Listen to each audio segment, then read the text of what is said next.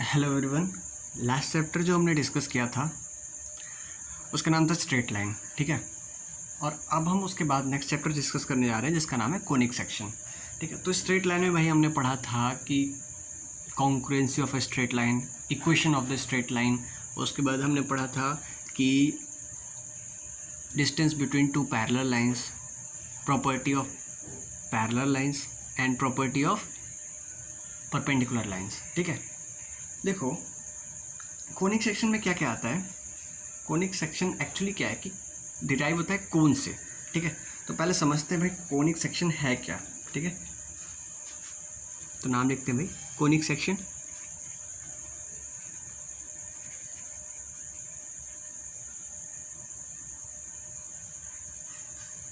ठीक है, conic section यानी कि कोन का, ठीक है।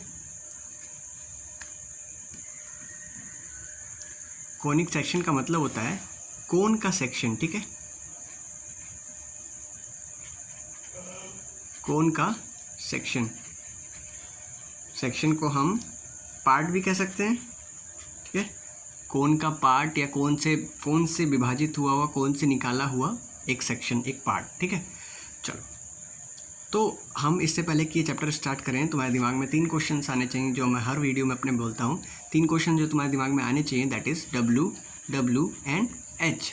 W, W and H stand for what. जिन्होंने मेरी पहली वीडियो, इससे पहले की वीडियो देखी होगी उनको बिल्कुल अच्छे से पता होगा कि व्हाट डज इट मीन। तो W for what, why and how, ठीक है।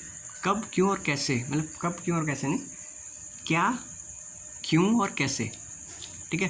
तो ये 3 सवाल खुद से और इस वीडियो में मुझसे पूछते रहोगे तो तुम्हें ये चैप्टर बिल्कुल अच्छे से आता रहेगा। और केवल यही चैप्टर नहीं, तुम कोई भी सब्जेक्ट पढ़ रहे हो और पढ़ते वक्त, बुक से पढ़ते वक्त तुम ये 3 सवाल खुद से पूछोगे और उस बुक से पूछोगे जिस बुक से तुम पढ़ रहे हो, तो तुम्हें वो चैप्टर उतने अच्छे से क्लियर होगा जो उससे पहले किसी ने पढ़ाया नहीं होगा या उससे पहले तुमने पढ़ा नहीं होगा। तो ट्राई करना है इसको, ठीक है। खैर, अभी हम वापस से आते हैं कोनिक सेक्शन पे। तो देखो भाई कोनिक सेक्शन होता क्या है, एक्चुअल में समझो कोनिक सेक्शन होता क्या है। तो देखो भाई क्या है, अगर हम बात करें कोनिक सेक्शन की तो मैं समझाऊंगा कोनिक सेक्शन, लेकिन क्या होता है पहले हमें एक लाइन का डिफिनीशन चाहिए होता है, ठीक है। तो डिफिनीशन के लिए लिख लेना इसका कि लोकस ऑफ पॉइंट, ठीक है। लोकस ऑफ अ पॉइंट, उस पॉइंट का लोकस, ठीक है, जिसका रेशियो,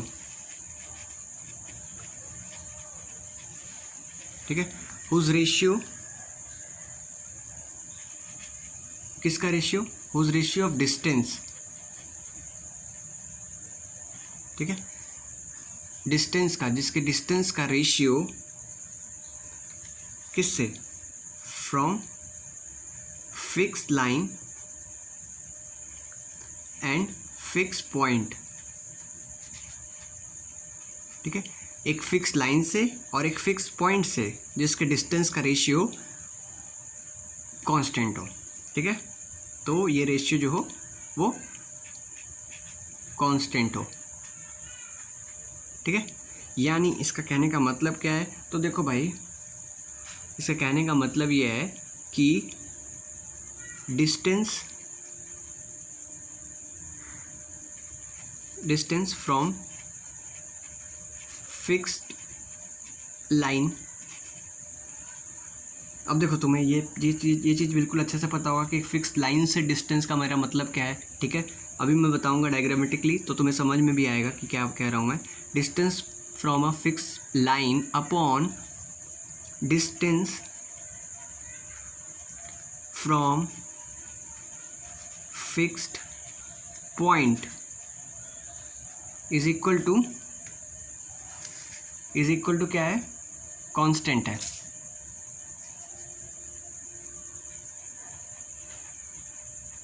ठीक है।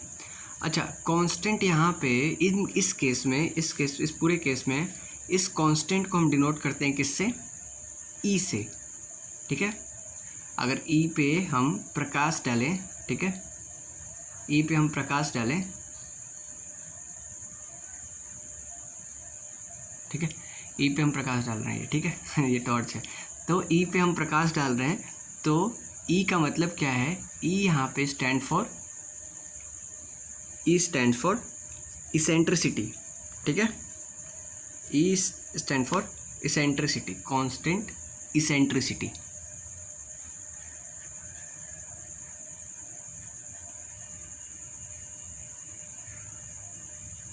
ठीक है, ई स्टैंड फॉर इसेंट्रिसिटी, ठीक है भाई। तो देखो कोनिक सेक्शन में ये चीज़ तुम्हें समझ में आ गई है। अब देखो मैंने ये नहीं बोला, ठीक है, ये बिल्कुल हरगिज़ नहीं बोला कि distance from a fix line upon distance from a fix line upon distance from fix point is equal to 1। ये नहीं बोला ना, मैंने बोला कांस्टेंट है, ठीक है। मतलब समझना, अब इस चीज़ को मैं डायग्रामेटिकली समझा रहा हूँ, ठीक है, इसका मतलब समझना, ठीक है।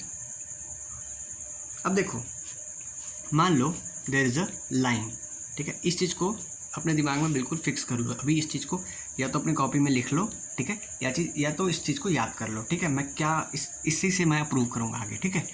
तो देखो ध्यान से, एक फिक्स लाइन हो गया, ठीक है। मान लो ये एक फिक्स लाइन हो गया, हालांकि स्ट्रेट नहीं है लेकिन समझ लो फिक्स लाइन है, ठीक है। तो लाइन का इक्वेशन क्या लिख सकते हैं हम?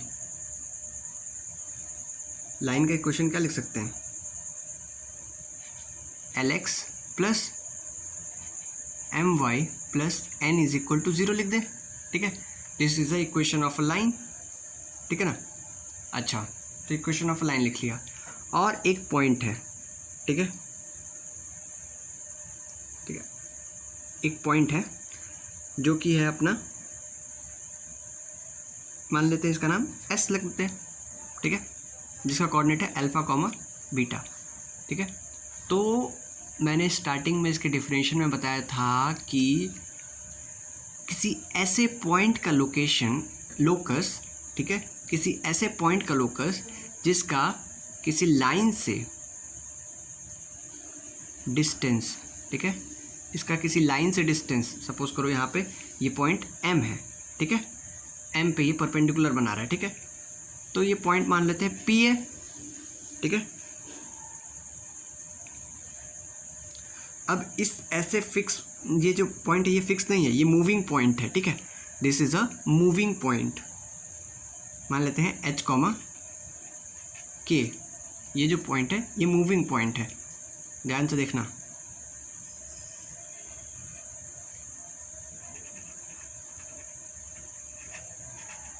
ठीक है। और दिस इज आवर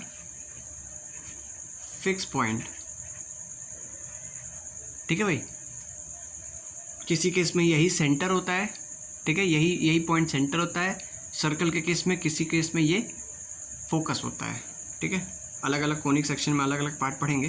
तो देखो इस पॉइंट, इस लाइन से इसकी डिस्टेंस ये हो गई PM, और ये PS हो गई इस पॉइंट से डिस्टेंस। तो मैंने क्या बोला था, distance from fix line, that is fix line से डिस्टेंस यानी PM, ठीक है, PM हो गया ना, upon distance from fix point that is PS is equal to E, ठीक है।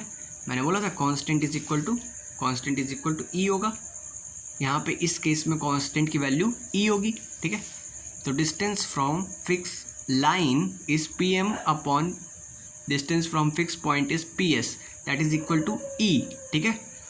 अच्छा, अब इस बात को समझ लिया हमने। तो अब देखो PM मैंने तुम्हें बताया था, याद होगा अगर तुम्हें, कि स्ट्रेट लाइन, इससे पहले जो चैप्टर कर रहे थे हम बोल रहे थे कि distance from a fix point, fix line क्या होगा, किसी भी लाइन से किसी भी पॉइंट का डिस्टेंस कैसे निकालेंगे, तो उस लाइन को पुट कर देंगे, जैसे कि LH plus MK plus N, ठीक है। तुम लोग प्लीज़ डिस्ट्रैक्ट मत होना मेरे बैकग्राउंड के नॉइज़ से, जो ये कुत्ते के भौंकने की आवाज़ आ रही है या फिर किसी भी चीज़ से, इससे डिस्ट्रैक्ट मत होना, क्योंकि डिस्ट्रैक्ट होने की ज़रूरत नहीं है, ठीक है। इन चीज़ों पे मैं कंट्रोल नहीं कर सकता, ठीक है। ये चीज़ें नेचुरल हैं, इन चीज़ों पे कंट्रोल नहीं कर सकता। मैं खुद पे कंट्रोल कर सकता हूँ, मेरे आसपास के लोगों पे कंट्रोल कर सकता हूँ, ये जानवर है इन पे कंट्रोल नहीं कर सकता। तो इससे प्लीज़ डिस्ट्रैक्ट मत होना, ठीक है। पढ़ाई पे ध्यान दो, ये ज़्यादा ज़रूरी है, ठीक है। तो देखो LH plus MK plus N upon under root of L square plus M square.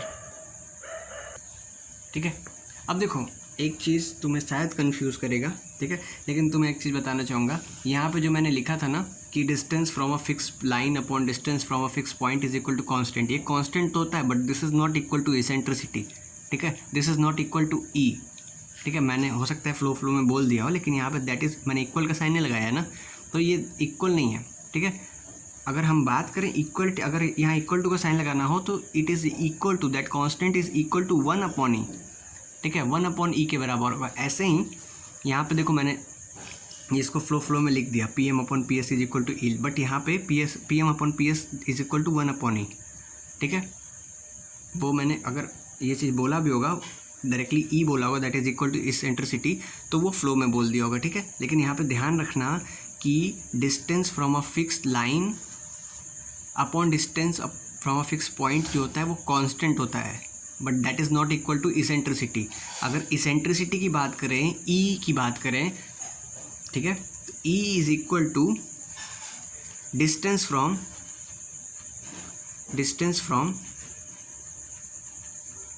Fix point upon distance from fixed line that is equal to P S upon P M. यहाँ पे देखो P S upon P M क्या है, P S ये upon P M. अब देखो P ये तो क्या निकल गया हमारा, that is equal to P M. ठीक है, अब पी एस भी निकालना हमें। ठीक है, पी एस देखो क्या होगा, P S is equal to distance between 2 points क्या होगा, इन दोनों पॉइंट्स के बीच में डिस्टेंस क्या होगा। ठीक है, तो हमने पढ़ा है भाई, ठीक है, हमने डिस्टेंस फॉर्मूला पढ़ा है, under root of x2 minus x1 का whole square minus y2 minus y1 का होल स्क्वायर। तो चलो भाई लिख लेते हैं under root of x2 minus x1 that is alpha minus h, या h माइनस अल्फा कुछ भी लिख लो, h माइनस अल्फा का होल स्क्वायर। ठीक है, plus h minus k minus beta का होल स्क्वायर। ठीक है, देखो भाई हो सकता है कि यहाँ पे कुछ चीज़ें मैं जल्दी में बोल जाऊँ और तुम लोग कंफ्यूज हो जाओ, जैसे कि मैंने अभी इसेंट्रिसिटी डायरेक्ट इसको कांस्टेंट को इसेंट्रिसिटी बोल दिया था, लेकिन तुम लोग कंफ्यूज मत होना, मैं उस चीज़ को करेक्ट भी कर रहा हूँ। ठीक है,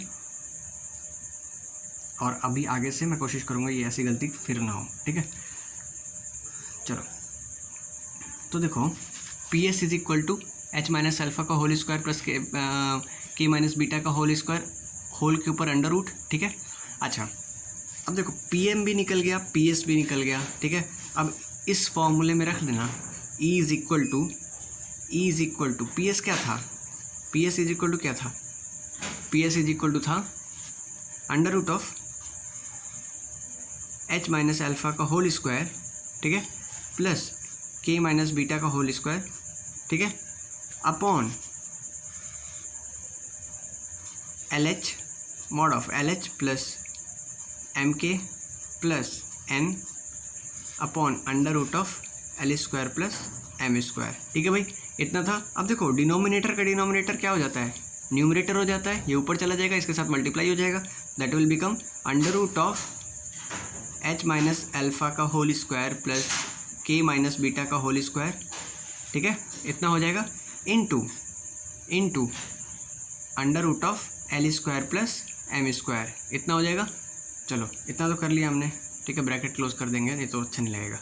अपॉन ये सेम एज इट इज़ रहेगा denominator, mod of L H plus M K plus N, और ये होल इज इक्वल टू क्या रहेगा, ई रहेगा। ठीक है, तो देखो क्रॉस मल्टीप्लिकेशन हमने बचपन में करना सीखा था, तो क्रॉस मल्टीप्लाई कर देंगे। देखो ये जो डिनोमिनेटर है मल्टीप्लाई होकर जाके इसके न्यूमरेटर के साथ मल्टीप्लाई होगा, और इसके नीचे कुछ नहीं है तो क्या होगा, ये 1 होगा, 1 इसका डिनोमिनेटर है तो वो जाके इसके न्यूमरेटर के साथ मल्टीप्लाई होगा, तो क्रॉस मल्टीप्लिकेशन इसी को कहते हैं। ठीक है, तो क्रॉस मल्टीप्लाई कर देंगे तो E into mod of L H plus M K plus N is equal to under root of H minus alpha का whole square plus K minus beta का whole square under root of L square plus M square. ठीक है भाई, bracket में रख देते हैं, नहीं तो कन्फ्यूज़न हो जाएगी। अच्छा देखो भाई इधर पूरा ब्रैकेट है। ठीक है, अंडर रूट है, ठीक है, और इधर कुछ भी नहीं अंडर रूट। तो क्या करेंगे, अंडर रूट हटाने के लिए इधर का क्या करेंगे, बोथ साइड स्क्वायर कर देंगे। तो स्क्वायरिंग बोथ साइड, ठीक है भाई, स्क्वायरिंग किया बोथ साइड तो क्या आया अपना, तो देखो भाई अगर स्क्वायरिंग किया बोथ साइड तो ये हो गया ई स्क्वायर, ठीक है, L H plus M K plus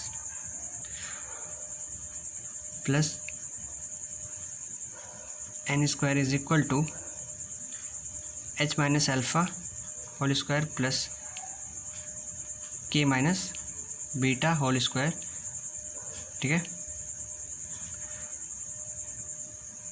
और L square plus M square. Expand करो इसको, तुम सब लोग का यही काम है, ठीक है, कि इसको एक्सपेंड करो, ठीक है। मैंने एक्सपेंड कर लिया है, मुझे इसका रिजल्ट पता है, लेकिन तुम्हारा ये काम है कि तुम इस वीडियो को यहीं पे पॉज करो और इसको एक्सपेंड करो, ठीक है। अगर इसको एक्सपेंड करने की कोशिश करोगे, स्क्वायर हम देखो हमने बहुत सारे स्क्वायर किया है, ठीक है। अब क्या करेंगे, स्क्वायर को खोलेंगे यहाँ पे, A plus B plus C का होल स्क्वायर, तो A square plus B square plus C square plus 2ab plus 2bc plus 2c हो जाएगा, ठीक है। यहाँ पे a माइनस बी का होल स्क्वायर है तो A square plus B square minus 2ab, यहाँ पे भी सेम है, ठीक है। उसके बाद ये मल्टीप्लाई होगा अंदर, ठीक है। अगर मल्टीप्लाई करेंगे उसके बाद फिर हम इसको एक्सपेंड करके देखेंगे तो ये कुछ इस फॉर्म में आएगा, something into H square plus something into के स्क्वायर। करो तुम लोग, ठीक है, तुम लोग मत रुकना, प्लस समथिंग इंटू एच के। जिसने किया होगा उसको पता होगा कि ये समथिंग जो मैं यहाँ पे रख रहा हूँ, ठीक है, वो वहाँ पे क्या फिल होगा, ठीक है, उनको इसका रिज़ल्ट पता होगा, ठीक है, जिन्होंने किया होगा वीडियो पॉज करके, और जिन्होंने नहीं किया होगा वो उसको मैं बताऊँगा, ठीक है। Plus H plus something into के प्लस कांस्टेंट, ठीक है, इज इक्वल टू 0। इस फॉर्म में कुछ आएगा, ठीक है। तो देखो ये बिल्कुल सिमिलर ऐसा नहीं है, बिल्कुल सिमिलर देखो ना, हमने पढ़ा हुआ है ऐसा कुछ, तो ये बिल्कुल देखो किसके सिमिलर है, सिमिलर टू व्हाट, सिमिलर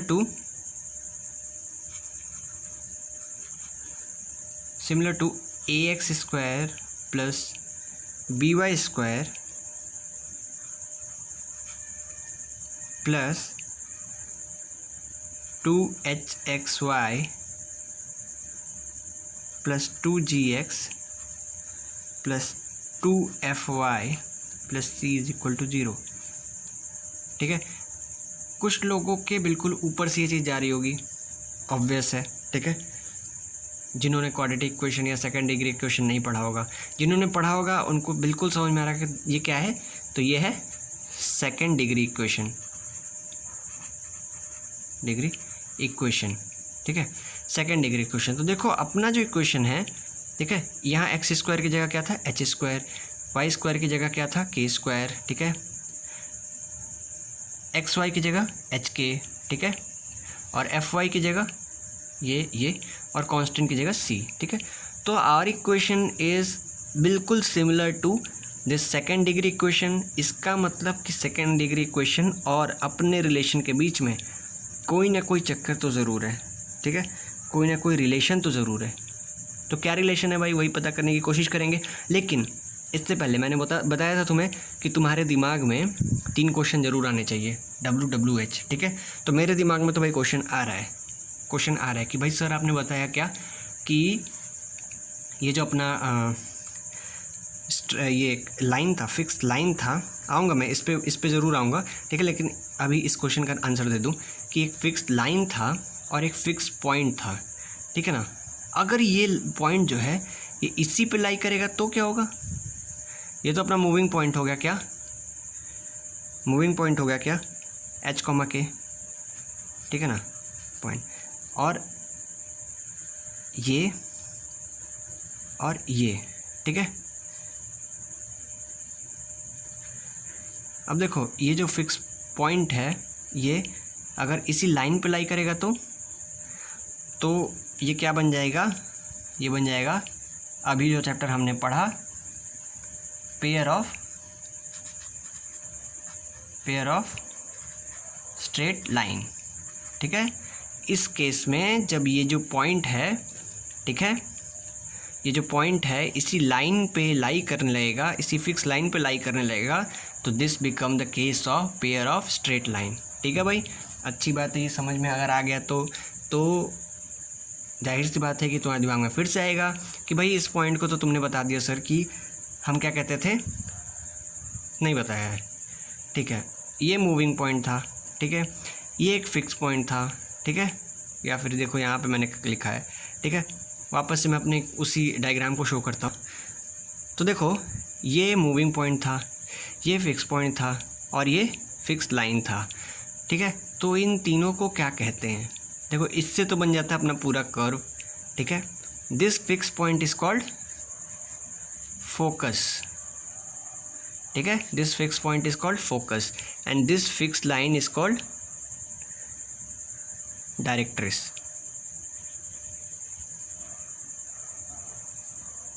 ठीक है, this fix line is called directrix, ठीक है, ये डायरेक्ट्रिस कहलाती है और ये फोकस कहलाता है, ठीक है, और इसी के इर्द गिर्द अपना पूरा चैप्टर नाचता है, ठीक है।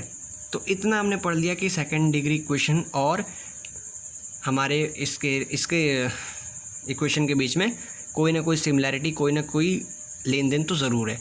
अब क्या लेन देन है वो मैं नेक्स्ट वीडियो में बताऊँगा। इस वीडियो में मैं थोड़ा सा और ब्रीफली बता देता हूँ तुम्हें कॉनिक सेक्शन के बारे में, ठीक है, ब्रीफली क्या डायग्रामेटिकली समझा देता हूँ, तो अब डायग्राम से समझना, ठीक है। तो देखो भाई, कॉनिक सेक्शन की पूरी स्टोरी अगर हम डायग्राम से समझें तो स्टार्ट होती है यहाँ से, ठीक है।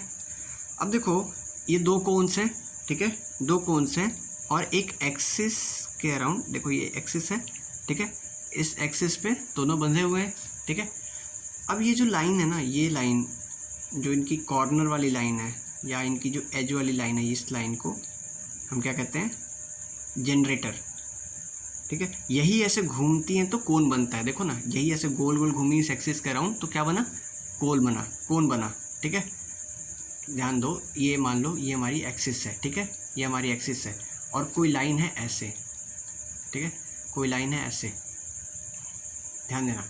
अब यही लाइन ऐसे कर रहा हूँ मैं, समझना, अब यही लाइन को ऐसे गोल गोल घुमाओगे ना, हालांकि हमारा पेन तो मोटा है, ठीक है, लेकिन ऐसे गोल गोल घुमाओगे तो ये क्या बन जाएगा, ऐसा ही कुछ फिगर विजुलाइज कर पाओगे, ठीक है।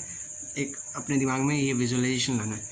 तो this is generator, that's why it is called generator. इसको इसीलिए जनरेटर कहते हैं क्योंकि इसी ने ये गोल गोल घूम के इस कोनिक फिगर को प्रोड्यूस किया है, ठीक है। अब जनरेटर से इस एक्सिस की एंगल कहते हैं अल्फा, ठीक है। अच्छा, अपर कोन को कहते हैं अपर नेपे,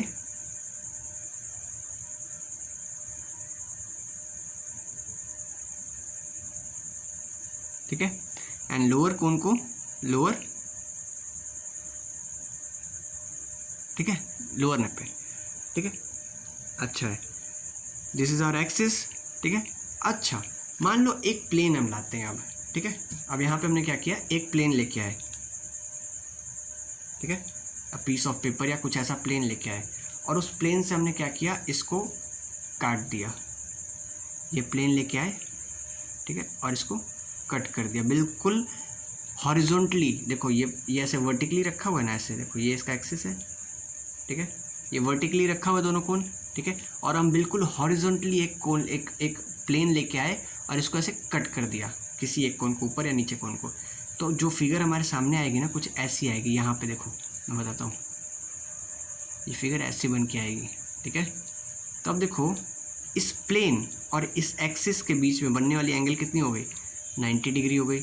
और ये एंगल तो पहले से हमें पता था क्या था, अल्फा था, ठीक है ना, ये एंगल पहले से हमें पता था अल्फा था।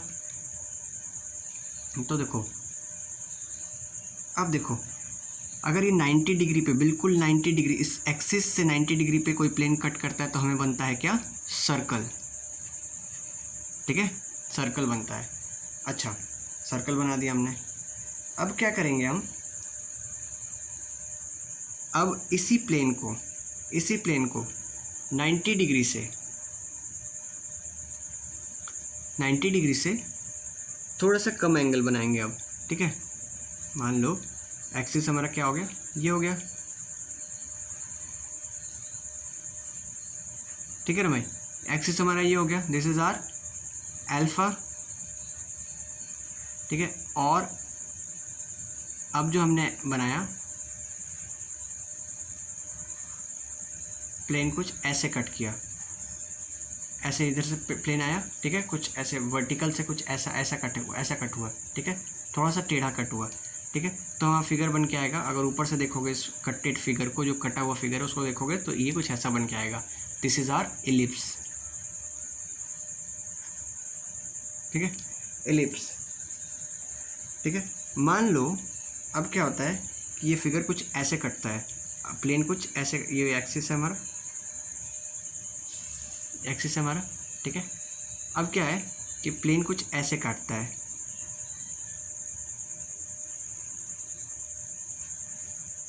ये हमारा प्लेन है, कुछ ऐसे काट रहा है जो कि एक्सिस से बीटा डिग्री बना रहा है, और ये अल्फा है ही, ठीक है, बीटा डिग्री। अब देखो इसमें भी एक्सिस से कितना डिग्री बन रहा था, देखो ध्यान से, एक्सिस से यहाँ पे भी बीटा डिग्री बन रहा था, ठीक है। इस केस में भी एक्सिस से बीटा डिग्री बन रहा था, ये जो एंगल है ये बीटा डिग्री बन रहा था, ठीक है ना। सेम यहाँ पे भी देखोगे ध्यान से तो ये बीटा डिग्री बनाएगा एक्सिस से, ये एक्सिस है और इस एक्सिस से यहाँ से इसके और इसके बीच में कितना एंगल बना है, बीटा डिग्री बना है, ठीक है। तो इस केस में जो फिगर बन के आएगी कुछ ऐसी बन के आएगी, देखना जो प्लेन ये काटेगा, ठीक है, वो फिगर कुछ ऐसी बन के आएगी, केवल ऐसी। तो दिस इज आवर पैराबोला। और अगर बिल्कुल एक्सिस के पैरेलल कोई प्लेन ऐसे काट दे,